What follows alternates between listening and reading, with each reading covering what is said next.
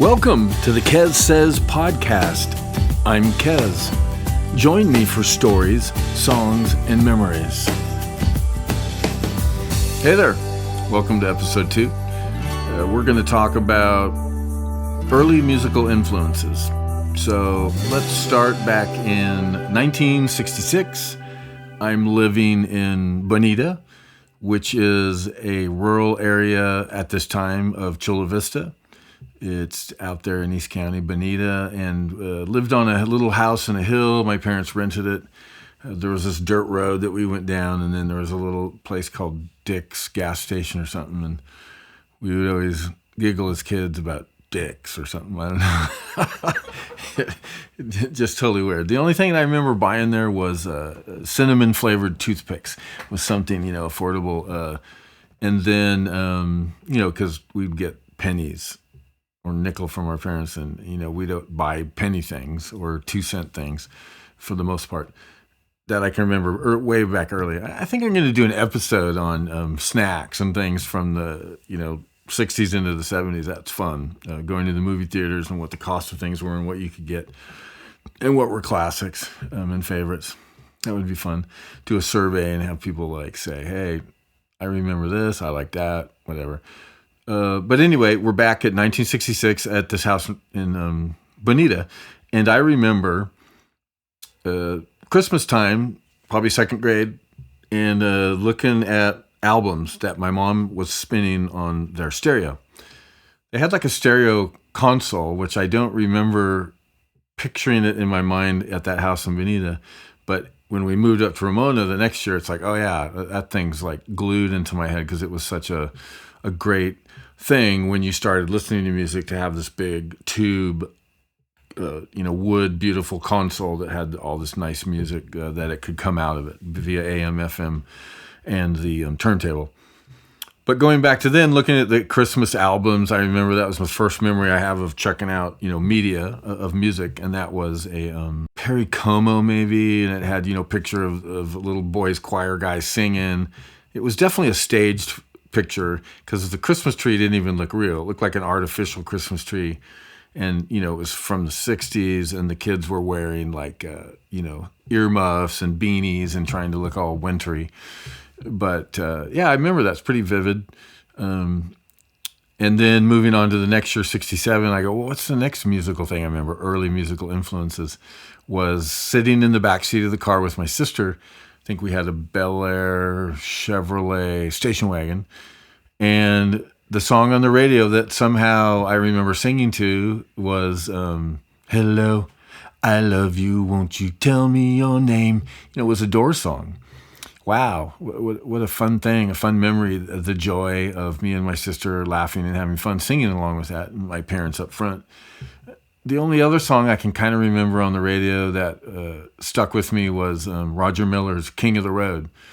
2 hours of pushing broom, pays the rent and or whatever, King of the Road.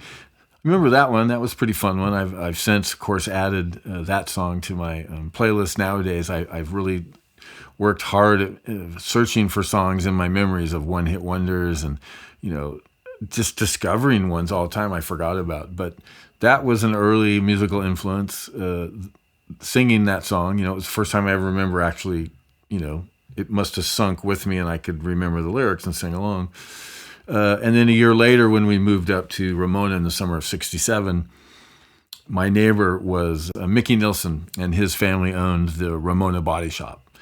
And he invited me over, and we had a little record listening party, and he had all these 45s, a lot of them. Didn't really have albums, but he had a really good collection of 45s. And I don't know whether they're his or a combination of his parents, whatever, but certainly music that we were all liking. I can remember that early Neil Diamond song, Hot August Night, because I remember something about the babies and ladies, and I didn't even really know the lyrics correctly until later in life. And then the Beatles, She's Got a Ticket to Ride. Remember that one. He had a couple other Beatles songs, that were some of their earlier stuff, like maybe Day Tripper. And then, then the one-hit wonders, too, like the yummy, yummy, yummy, I got love in my tummy. the Purple People Eater, the little teeny weeny yellow purple polka dot bikini, stuff like that. That was very geared towards singles. That's about all. I mean, there was a lot of different ones he was listening to, but that was, an early memory, musical influence. I thought, wow, how cool to have your own collection of vinyl. There wasn't like there's many other options that seemed apparent at the time, like as at 8 tracks and then cassettes and then, even reel to reel and outside of just vinyl by itself.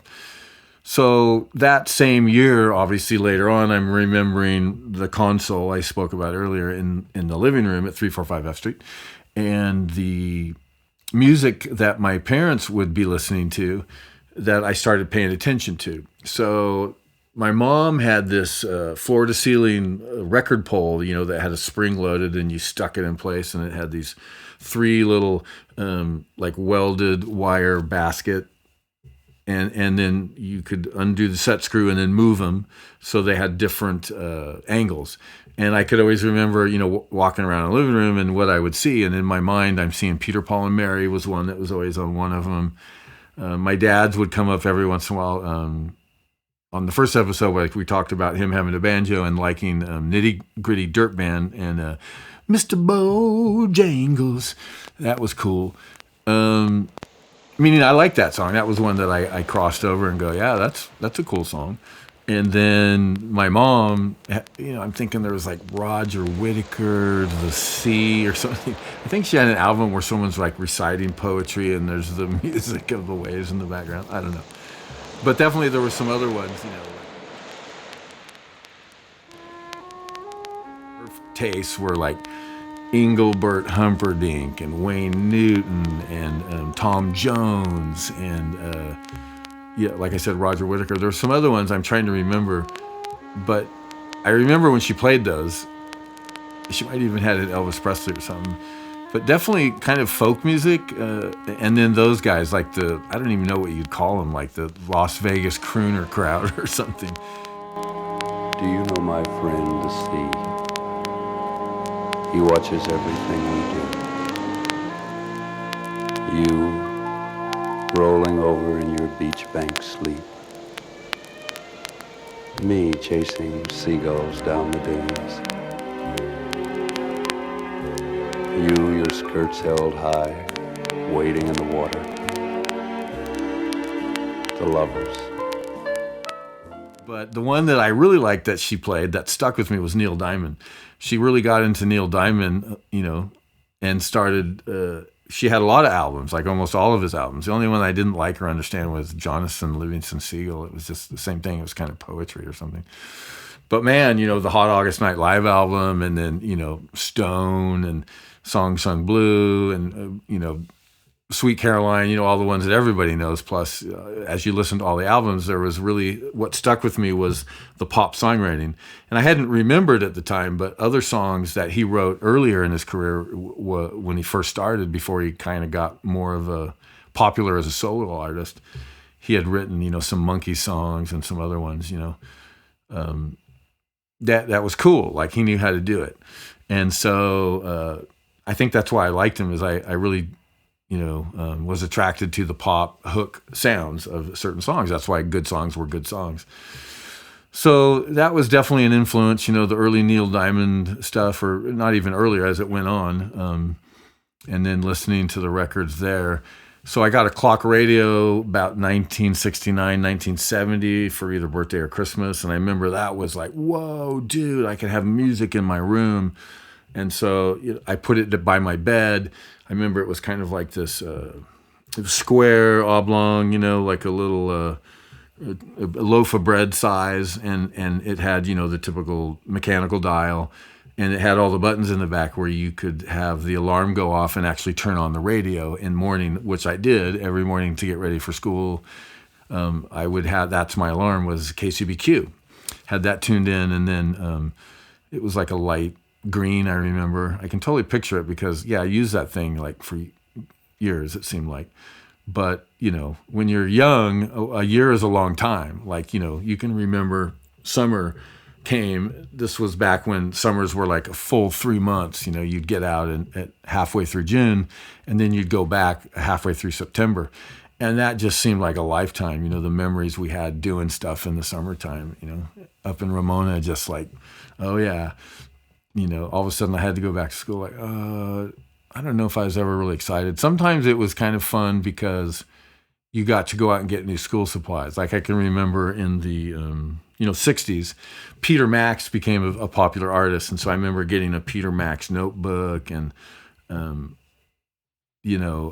kind of art. The 60s, like flowers and mushrooms and the bright colors. I got little sticker packs I remember to put on stuff, and still have some of them. Some of them are on my guitar case now. It's crazy how it lasted. Like things that they made going back in time were so much better than what they make now. They didn't cut processes, and they, the adhesives and the vinyl or whatever they used were, like, I can remember toys from the 60s were gnarly, like G.I. Joes, Barbies, these things that we would get were just like, they would seem like they would last forever. Metal cars and trucks and matchboxes were made so much better in the 60s than later on they started, cheaping stuff out.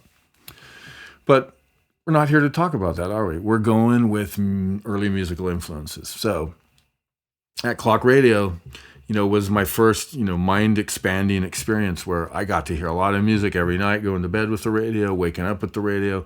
I'd sometimes even move it from my bed and plug it over to this desk that I had.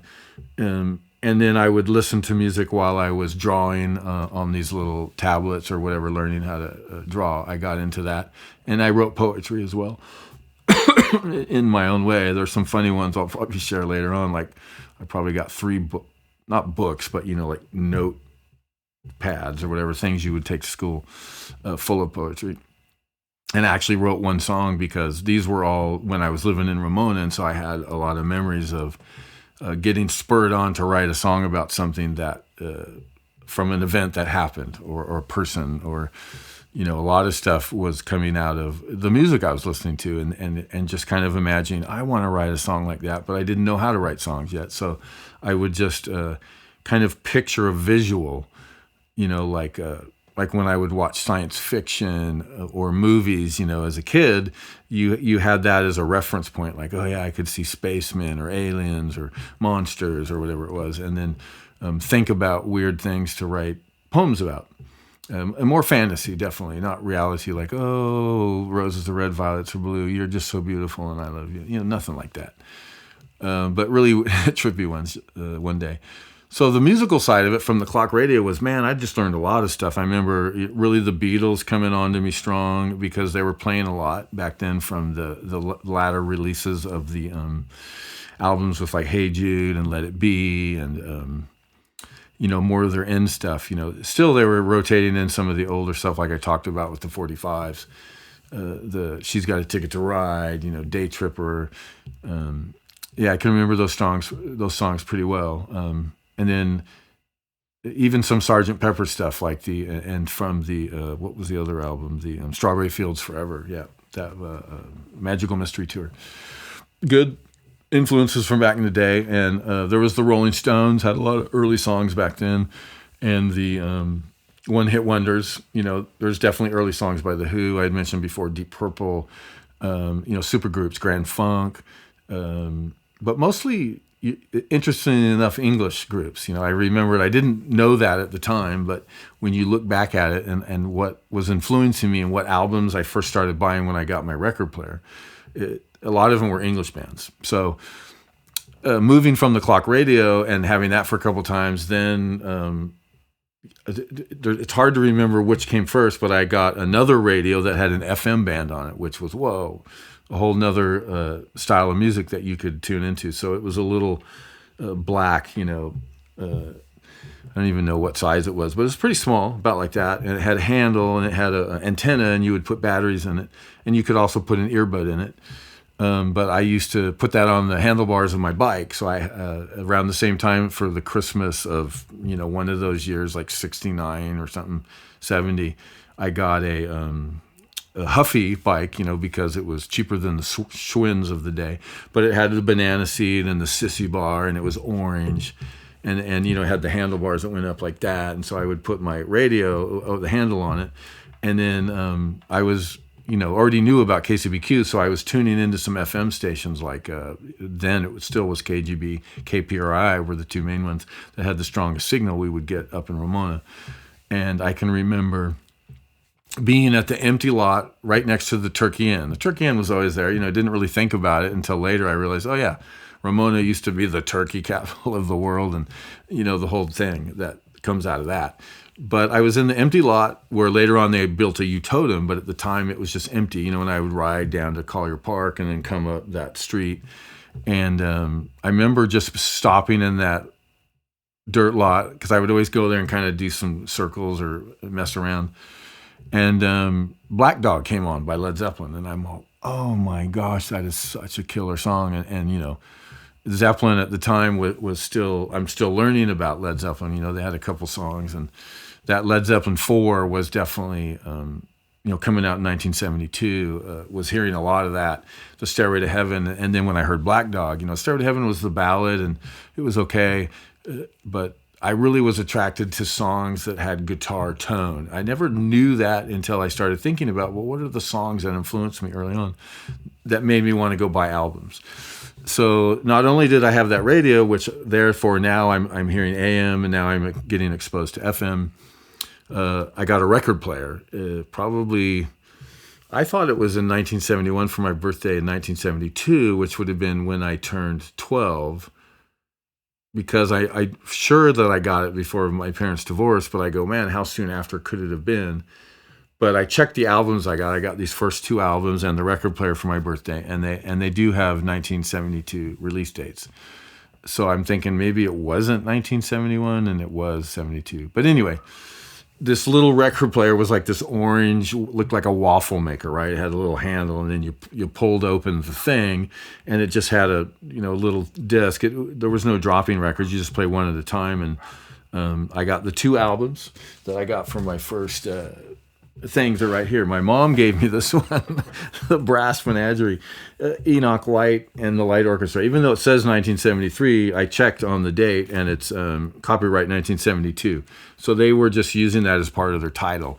But it was like, wow, why would anyone think that you know, a young kid would want to have that music? But I remember reading all the stuff, and my favorite song was the theme from Shaft, because I really liked that song. I really liked Shaft, who was a movie soundtrack that originally done by Isaac Hayes, and I liked his version. Shut your mouth, just talking about Shaft, John Shaft. Oh, great song. And then my sister was cool and, you know, related more to me, and she got me Three Dog Night Harmony. These are the original albums I got, still in my collection. And this was a really cool album because it had just an old-fashioned love song and Never Been to Spain. And there was another good song on here I liked called The Family of Man. It had kind of a cool keyboard and guitar riff. And I was definitely into the riffs and the tones. Didn't realize that, so... This tired city was somebody's dream. On billboard horizon, as black as it seemed. A four-level highway across the land. We're building a home for the family of man.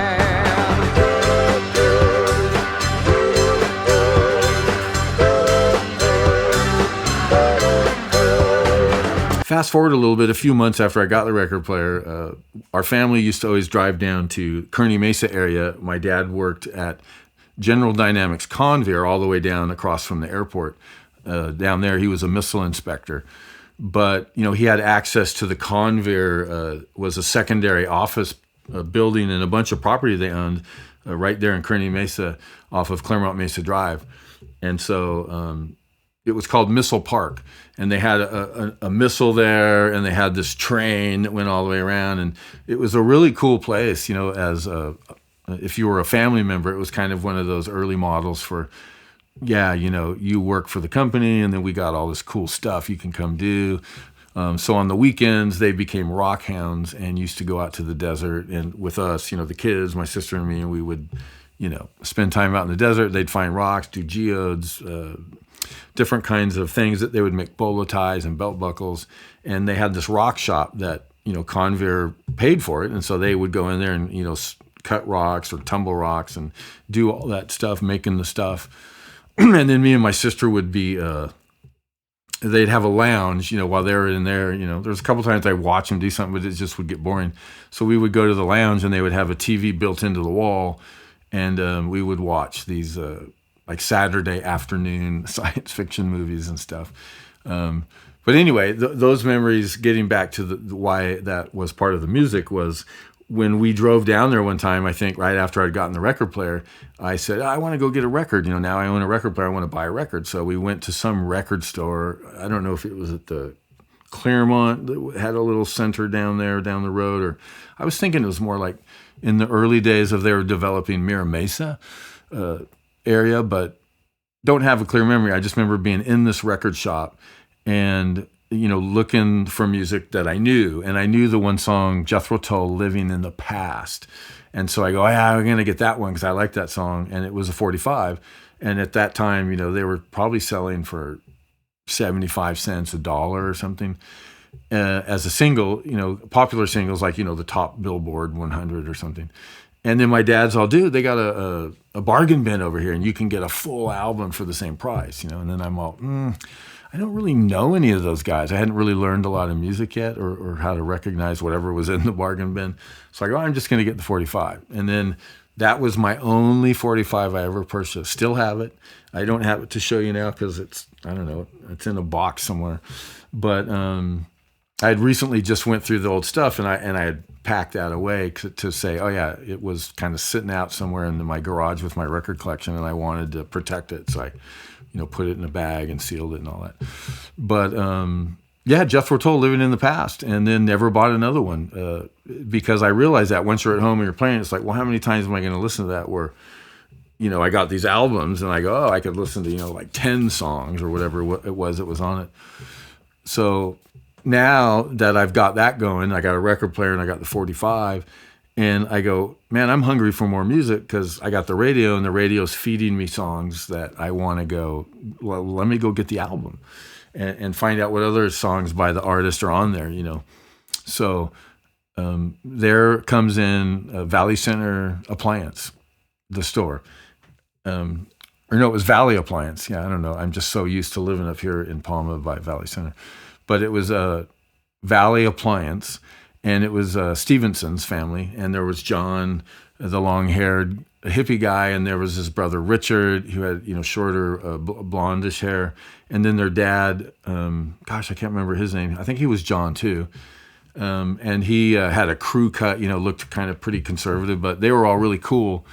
And I don't know how I even found out. Like, how would I know to go into Valley Appliance and think to go look for albums? But somehow I did. And it could have been that, I knew, or we would all know that they had appliances, but some of them were stereos. They also sold stereos. So John was into music and having records. So he kind of ran that part of the store or that department, the brother and the dad, whatever, you do what you want to do with the records. So he had this little, it was only a bin, with 2 rows of records. And, there would only be, maybe he had 100 records, 50 aside at a time. And kind of like in the old days, how you would have the little alphabet things, A, B, C, D, and they'd be like that. But so I went in there and, just started, a relationship with him. Go, yeah, I'm really looking at this music and I like this song on the radio, and then finding out what he had. And then he told me that, he would get these printed publications from all the distributors. And he could tell me anything I wanted to know, like, oh yeah, they got this band has 5 albums out right now. Are you interested in whatever? And so that's how it started. And then in the back of the store, when you first went in over to the left corner, he had this curtained kind of a corridor room, a small room, and the rest of the back they did repairs and received inventory and stuff in the alleyway behind it.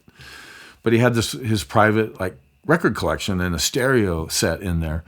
And he also had headphones, much like I'm wearing now. And so he introduced me to that, say, hey, yeah, you want to go listen to this or that, maybe thinking he's going to sell me some records. But honestly, it just turned into a friendship where he taught me about how to handle albums, putting your thumb on the edge and the finger on the spindle, and you're pulling it out, not getting fingerprints on it, putting it into the sleeve, and then alphabetizing them. And as long as I, followed that protocol, and once he knew I could do all that, he was happy he just left me in there by myself.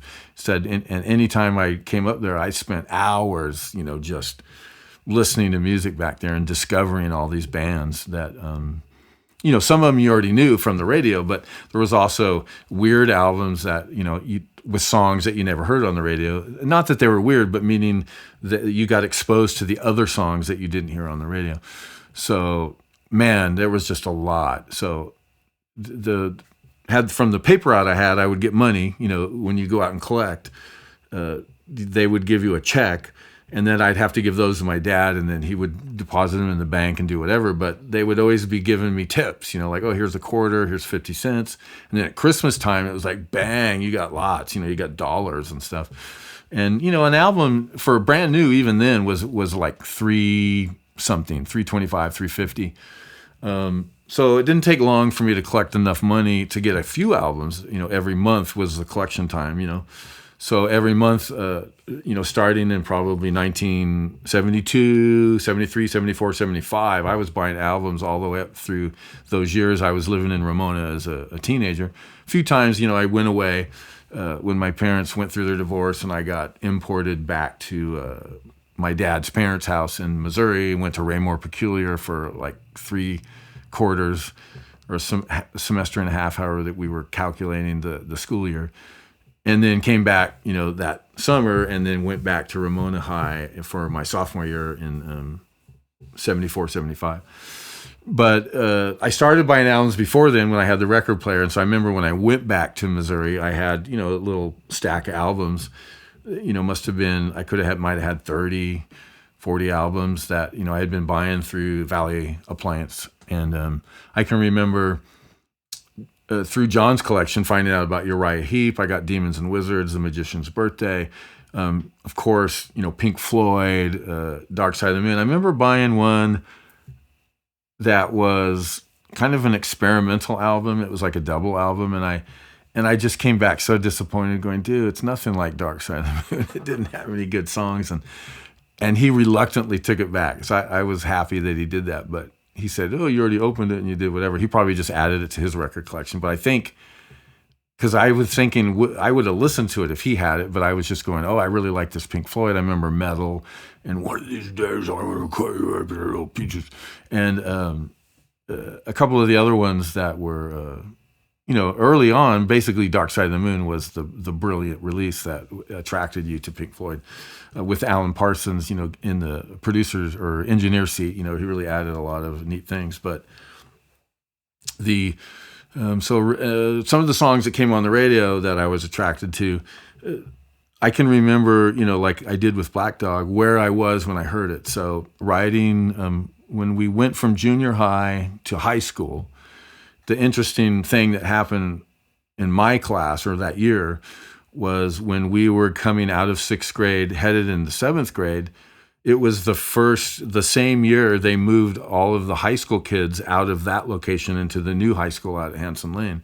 My sister was about 4 grades above me or whatever. So, she just went over to Hanson Lane, and then we went into that campus. That was brand new for junior hires. And so it was really cool to have that campus, because they needed it, right? As Ramona population kept growing, the need for more classrooms and stuff kept growing. And I can remember they started putting up those little, the portable classrooms, right? Where they would drive in a couple of mobiles and then glue them together. There was one for, like, they called it the special ed class up on the hill above the 6th grade row of classes. And then I went to Mrs. Panovich's in 5th grade, and she had one of those mobiles up there. And then, they started putting more down over by the elementary side of things where the playground, they had a really big dirt lot out there that all we did was go out and, play kickball. And I don't know, I remember the most thing I remember doing at school in my elementary days, once we moved over from 3rd and 4th grade across the bridge over to 5th and 6th, was marbles. It was really popular then, and we were playing marbles, and then someone started bringing in these big steel ball bearings. And I remember asking my dad, because he worked on a cover, oh, I need a steel ball bearing. Or I don't know how they got introduced, but they kind of became, a cheat, because they would do these, we had these weird rules, like originally it started off that you're thumbing a marble and you're trying to hit the other guy's marble to win it in so many ways. And then, but if you got certain close, or you got somewhere, you could go over up above the ground and then drop. I don't know what. And this one guy had this huge ball bearing and he was breaking marbles with it. And I just thought, yeah, I don't know. That kind of ended pretty quick. That was just like 1 year of being in fifth, probably sixth. And then they had the clackers, remember those? And somebody broke their tooth with them. There were these 2 resin balls on a pair of strings. And then you would flip it up and down and they go bap, bap, bap. And then the idea was how fast could you go and keep it going without missing it, And then somebody got their tooth broken and then they banned it. Can't bring them to school anymore. I remember that. Unbreakable miracle clackers are for everyone, even the little guys. Do it with both hands for stereo clackers. The new original miracle clackers won't shatter, even if you use both hands. Try stereo clacking with Unbreakable miracle clackers. But the music at the time, why was I talking about that, going to school, was that riding the bus from junior high, in front of the junior high to the high school, when we finally, got through 7th and 8th, I never had to ride the bus. I was just down the street. Like I was like 1, 2, Collier Park was about 2 blocks, and then there's 1 block to the school. So I was like 5 blocks away, always walking or riding my bike to school. And then when we had to get on the bus to get bussed out to Hanson Lane, when we went from 8th into being a freshman, then I started hearing, the bus drivers were playing music on the radio. And again, this was like, 73 into 74 for the freshman year. And I can remember the first time I heard Saturday Night's All Right for Fighting by Elton John. And I just thought, oh my gosh, this is rock and roll. This is what I need, again, to add to my collection. This is so good. And at that same year, in 1973, Queen came out with Sheer Heart Attack, and the song on the radio was Killer Queen. And it had that, and he would just have this tone, and I was just so attracted to it. So Saturday Night for Fighting was on the bus. Killer Queen, I think I just heard at home on my radio. And another bus one, I can remember hearing Jackie Blue on the bus. And that was important memory to me, because there was a girl, Jackie Lutnick, who I kind of had a crush on. I didn't tell anybody, but I can remember that. She had these really bright blue piercing eyes. And I was just, wrote a song about it, which is going to be on the road album, about a couple crushes I had as a young teen or tween or whatever it was. Yeah, I would have been a teenager. I would have been 13 going on 14. And and I just remember associating that song. I'd hear it on the radio, and then I'd be looking for her to get on the bus. Like she did the same thing. For some reason, we rode the same bus to somewhere.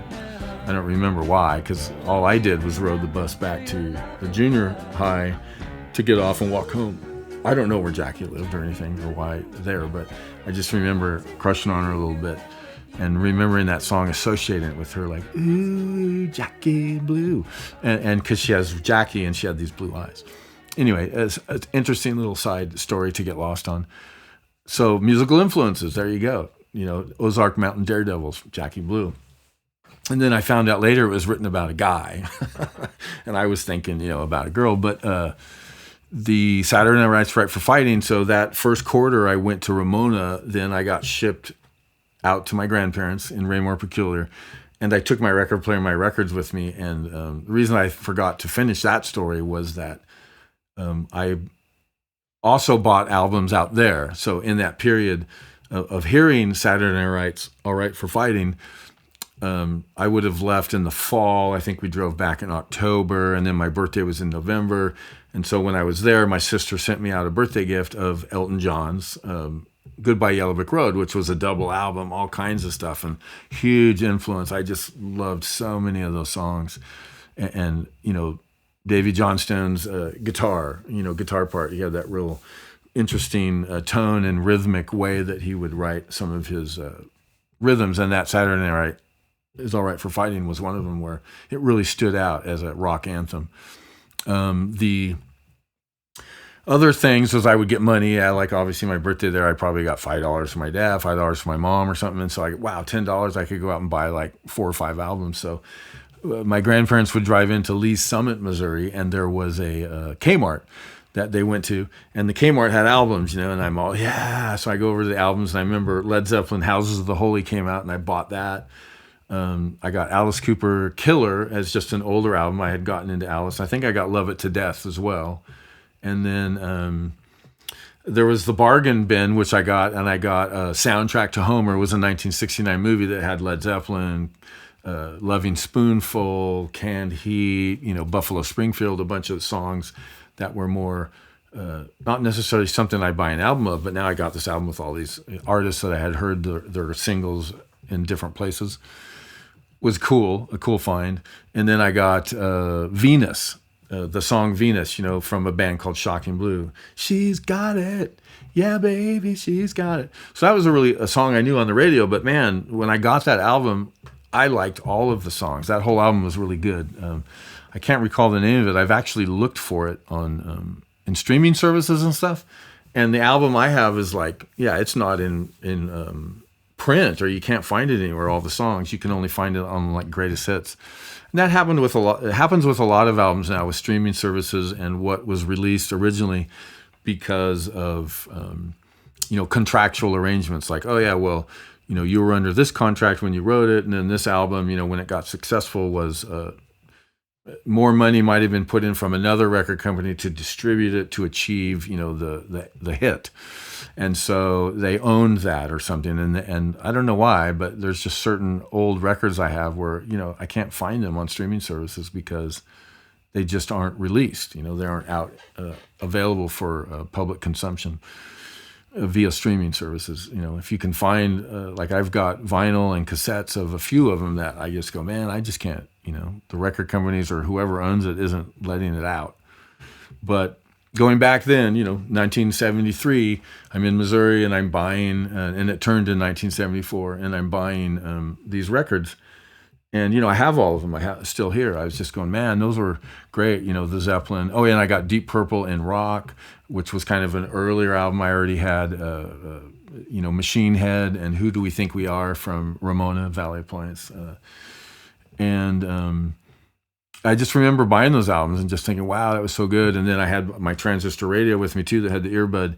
So at night, when my grandparents I couldn't be playing music with them, I would put my earbud in and tune into the local station that was strong out there and heard a couple other different music things that they weren't necessarily playing on the West Coast in San Diego.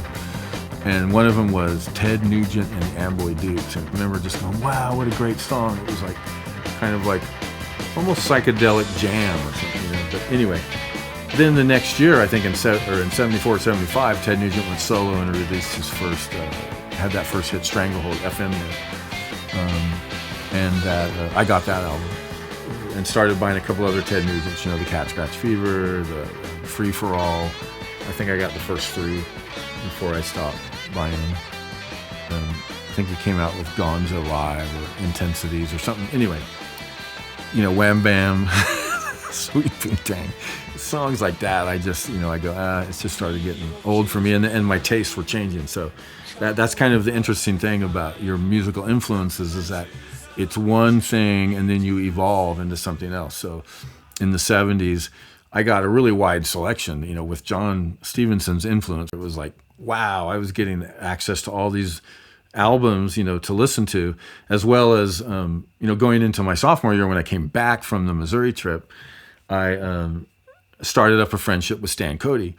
And then that led to friendship with Vern Blanchard. And then that led to a friendship with, some other people, Mark and Lori and, Mike Ravey. And wow, it just went on. And then we were all sharing music, like, oh, I got this album. I didn't have to buy every album now because someone like Mark had this Sparks Propaganda, and I go, oh, it's killer, and then they had some Genesis albums that I would buy and listen to, and I go, oh, I really like Genesis. So then I went out and got my own copies of my favorites. I did buy Sparks and Genesis, and then the Gordons lived over on the what would that be? That would be the east side of my house, and the Nilsons lived over on the west side. And so, interestingly enough, the what I talked about earlier is that Mickey Nilsson and his family owned the body shop. The family that moved, when we first moved there, the family was an old retired couple. I think their last name was the Dicks. But they moved out, and it was like an adobe house, the outside. And then the Gordons moved in. It was Jim, and they had 4 daughters. Yeah, they had Linda, Chris, Julie, and Alice. Yeah, that was the 4 daughters. And then the mom was Fran. She went by Fran. And so, when I first met him and everything, they actually invited me to call them by their first name. And he owned or started a shop up there, up the road on Main Street from the Ramona Body Shop, about dirt bikes or Husqvarnas, and then they had the Wombats and stuff. I remember that. It was kind of a popular thing back in the day. And, Ramona was a popular area for people to do motocross. It was coming up out at Four Corners and different places. So that was his thing, is he sold and repaired these dirt bikes. Remember it pretty clearly, visiting up there, and remember seeing like a pinup calendar, when I was like, 10 or 11 years old, going, whoa. Just weird things that stick in your mind, the first time. And then, a lot of stories with those neighbors, things you did over the years. And so, but why that comes into play too is that the Gordons, like how I had the 45 experience with Mickey Nilsson next door, I had album experiences with the Gordons next door. And so the girls, and maybe through their parents, I can't remember who, but they had Alice Cooper Schools Out. They had America. There were some really cool albums that, again, I got to borrow and listen to in my house. And then, I loaned them records. And so we would share records back and forth with the Gordons. And that was a fun, wow, that's a lot of early musical influences. Ramona, for certain, was there all along the way. A lot of people, a lot of places, and a lot of memories coming out of Ramona. Love it. Look forward to doing another episode soon. Blessings to all, and to all a good night. Bye. So it's Saturday.